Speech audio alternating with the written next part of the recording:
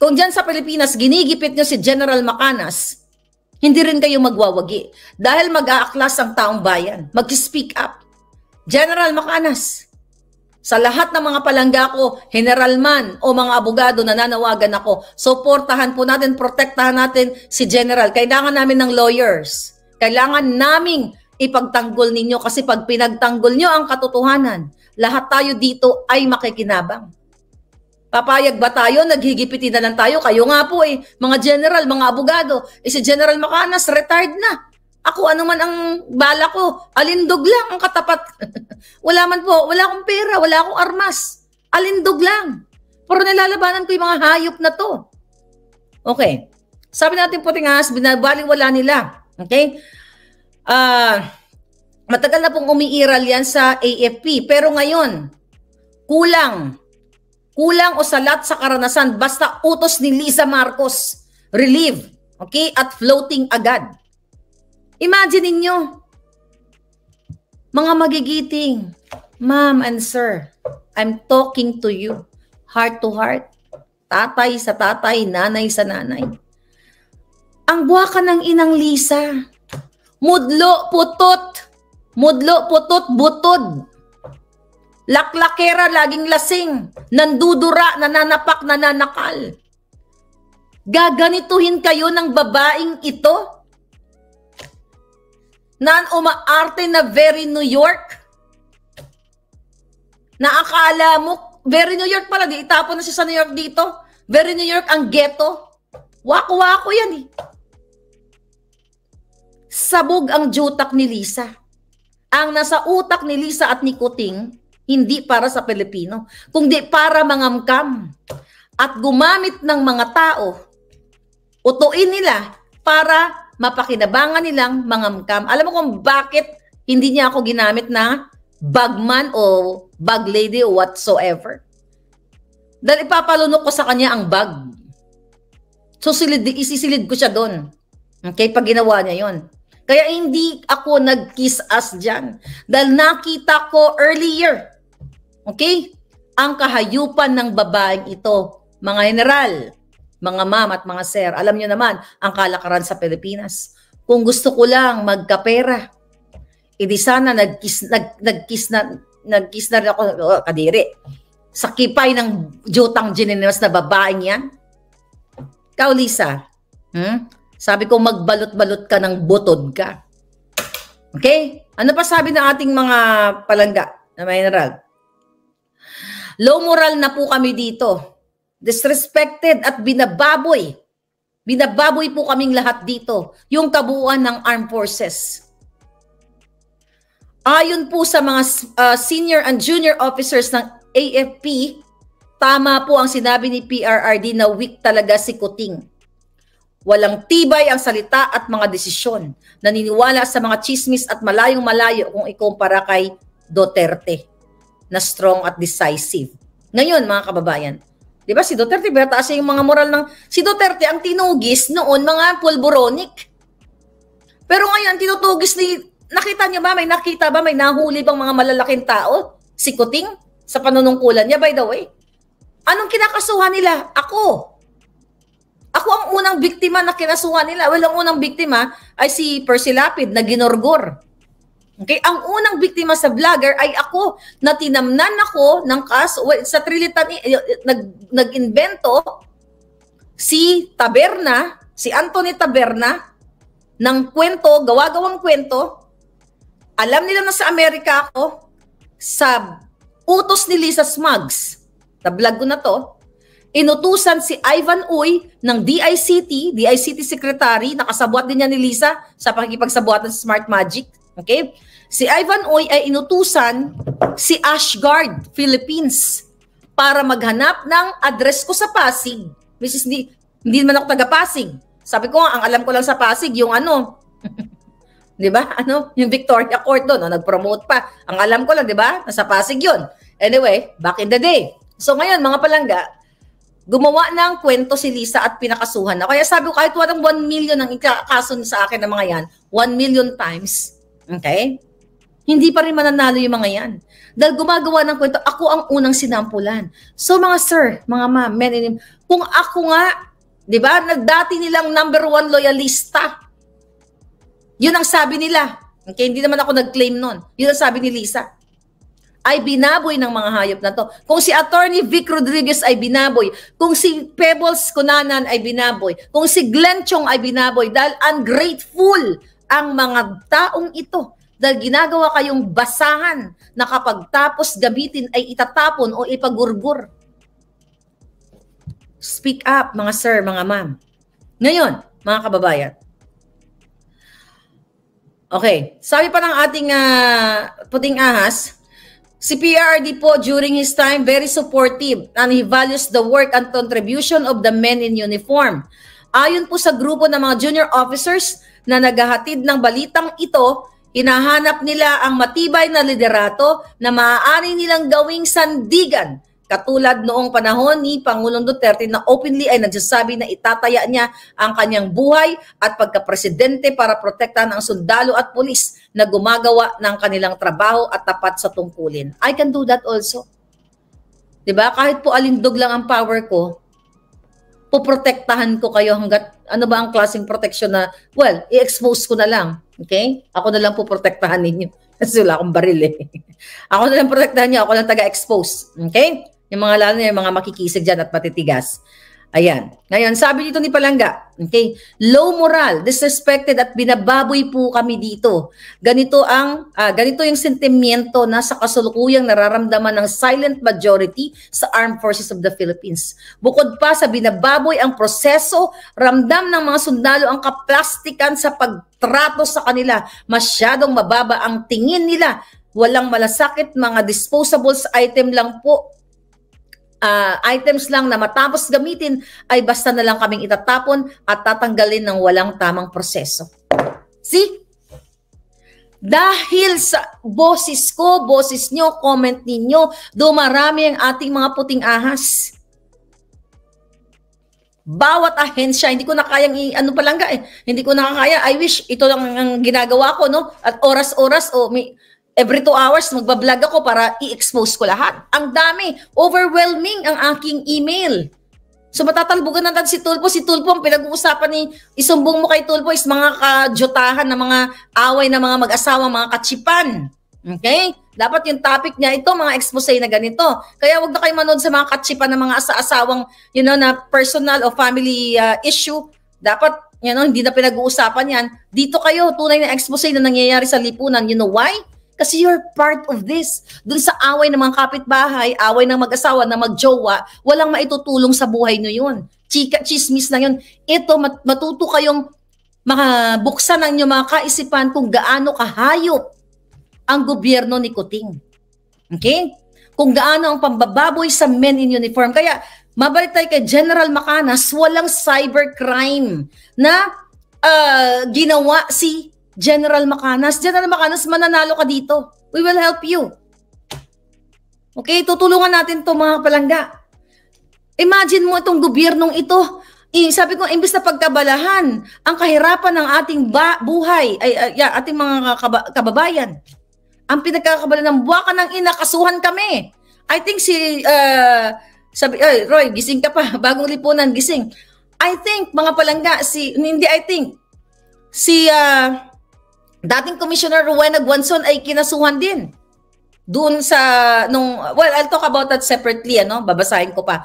Sino si Rowena Guanzon? Dati, binabakbakan ko yan si attorney or former kay Rowena Guanzon dahil dating Comelec Commissioner. The reason why, binabanatan ko pa nga siya ng personal, and I will say sorry, okay? Dahil sa pambubudol ni Kuting. Dahil nga, di ba, ngumingiwi-ngiwi si Palangga, si Inday Rowena. Ay, kababayan ko man yan, Ilongga yan eh.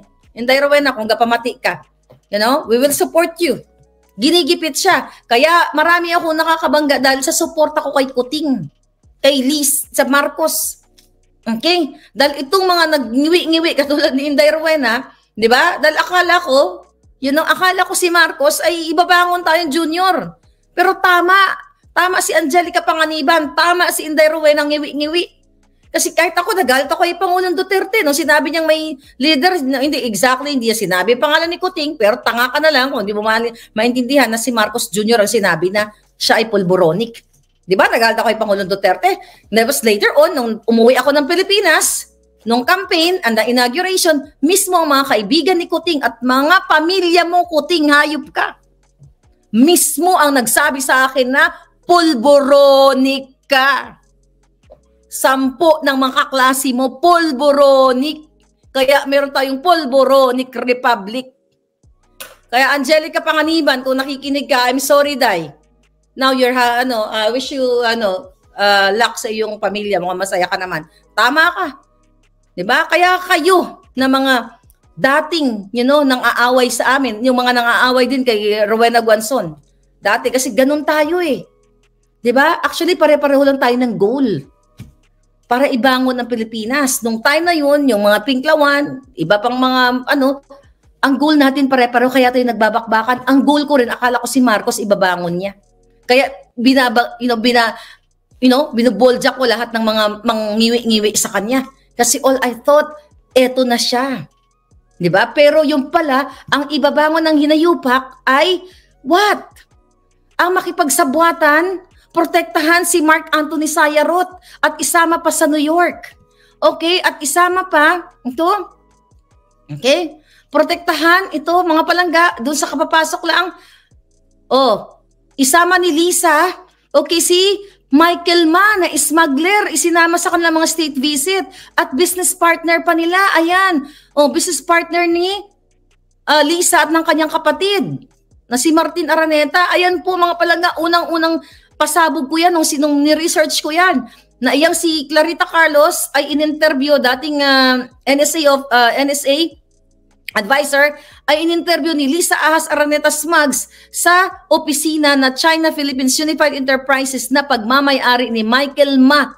At halos na mga undersecretary ni Lisa ay ka-business partner o nagtatrabaho sa China Philippines Unified Enterprises. So ibig sabihin, kaya dalawa yung picture niyan, left and right, dyan in-interview ni Lisa sa opisina dahil shared sila ng opisina ni Michael Ma na smuggler na pinangalanan sa Congress. At yan ang China Philippines Unified Enterprises. Kaya ko po pinakikita sa inyo yan para hindi ninyo makalimutan.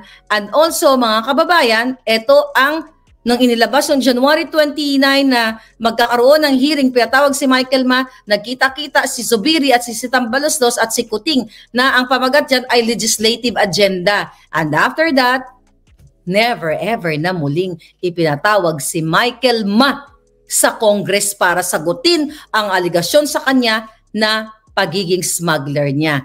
And later, after 6 months, June, ay nalaman ng buong bayan na si Michael Ma, okay? Hindi pa pala nalaman ng buong bayan.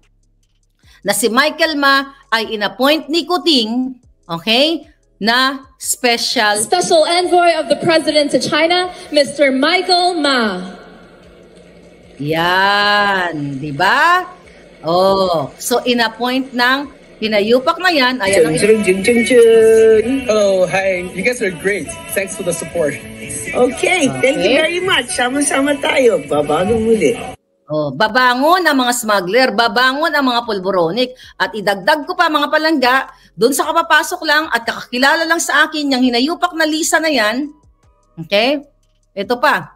Ito kasi yung mga 3 taong kasabwat nila na pinapalaya nila mga palangga. Okay? Ito, si Chandramani na nahuli, ayan, na may pampajarbog, na may mga matataas na mga kalibre ng mga fireworks, ayan, laya din yan. Non-bailable yan. Sino ang aking puting ahas dyan? Men in uniform. Bakit sila nagre-report kay Maharlika? Dahil the moment na magsalita sila, baka ipagurgur sila o tatanggalin sila sa pwesto, magiging floating sila o I think not only floating, baka gurgurin sila, mga palangga. Kasi protektado ni Kuting, ni Lisa, yung mga jejimonyong smuggler ng jojomba, nagpapajarbog, you know what I mean? At ang pulboronic na si Sayarot. Yan mga kababayan. Yan ang katotohanan. Kaya nga hinahamon ko ang Congress at Senado, mga hinayupak kayo, okay? Kung gusto nyong malaman kung nasaan ang pulburon video, i-drag nyo ko sa Kongreso o sa Senado. Kung gusto nyo mapatunayan, malinis ang mga pangalan nyo sa sinasabi ko na si Lisa Ahas Araneta Marcos ay tumanggap ng bribe galing sa Okada, okay, i-drag nyo ko para maipakita ko, maipresent ko, Exhibit 1, A, B, C, D, E, F, G hanggang Z, ang mga ebidensyang itatampal ko sa kipay ni Lisa. At nang tuluyan na siyang majuang. Diba? General Macanas, mga generals na binababoy, lakasan niyo po yung loob niyo. Kakampi niyo ang taong bayan. Sooner, magbabayad ang mga hinayupak na to. Ikaw, Acorda. Ikaw, Browner. Sisiguraduhin namin, sisiksik namin kayo sa kipay ni Lisa. Yan ang amo niyong hinayupak na yan. Ikaw, Senator Amy, kailang kakikilos. Pero you know what?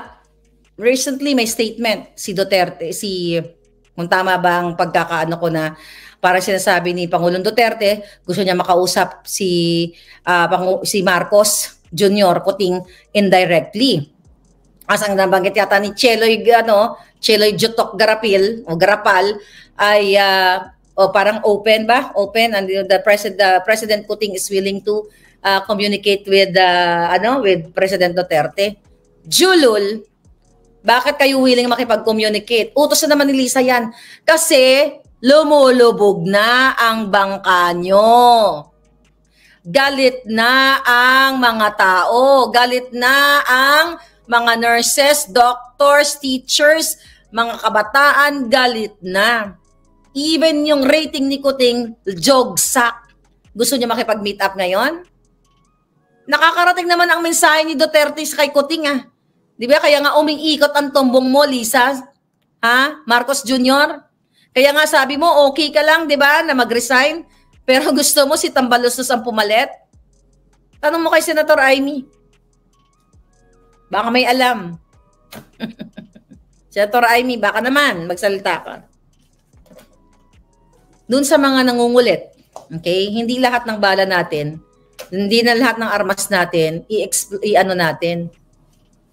ipapa-fireworks natin.